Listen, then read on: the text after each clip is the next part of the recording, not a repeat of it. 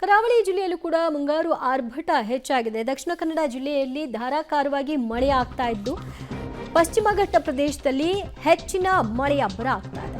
ನೇತ್ರಾವತಿ ನದಿ ನೀರಿನ ಹರಿವು ಕೂಡ ಹೆಚ್ಚಳವಾಗಿದೆ. ಧರ್ಮಸ್ಥಳ ಸ್ನಾನಘಟ್ಟಕ್ಕೆ ಹೋಗದಂತೆ ಯಾತ್ರಾರ್ಥಿಗಳಿಗೆ ಸೂಚನೆಯನ್ನ ಕೊಟ್ಟಿದ್ದಾರೆ. ಕಾರಣ ಧರ್ಮಸ್ಥಳದ ಸ್ನಾನಘಟ್ಟ ಮುಳುಗಡೆಯ ಹಂತಕ್ಕೆ ತಲುಪಿದೆ.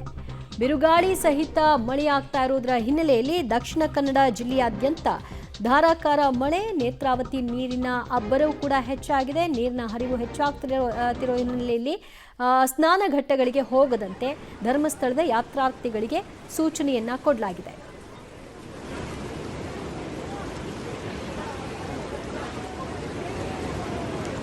ಆ ಸಂದರ್ಭದಲ್ಲಿ ಸಹಜವಾಗಿ ನೀರಿನ ಹರಿವು ಚೆನ್ನಾಗಿದೆ ಅಂದಾಗ ಅಲ್ಲಿ ಹೋಗಿ ಮಿಂದೇಳಬೇಕು ಅನ್ನುವಂತಹ ಹುಚ್ಚಾಟವನ್ನು ಸಹಜವಾಗಿ ಮಾಡ್ತಾರೆ. ಕೆಲವರು ತಮ್ಮ ಭಕ್ತಿ, ತಮ್ಮ ನಂಬಿಕೆ ಅಲ್ಲಿ ಹೋಗಿ ಮುಳುಗೆದ್ದಿ ಬಂದ ನಂತರವೇ ದೇವಸ್ಥಾನಕ್ಕೆ ಹೋಗಬೇಕು ಅಂತ. ಆದರೆ ಈಗ ಒಂದು ಸೂಚನೆಯನ್ನು ಕೊಟ್ಟಿದ್ದಾರೆ. ನೀರಿನ ಹರಿವು ಜಾಸ್ತಿ ಆಗಿದೆ, ಅದರ ಫೋರ್ಸ್ ಜಾಸ್ತಿ ಆಗಿರೋ ಹಿನ್ನೆಲೆಯಲ್ಲಿ ಸೆಳೆತವೂ ಕೂಡ ಇರುತ್ತೆ.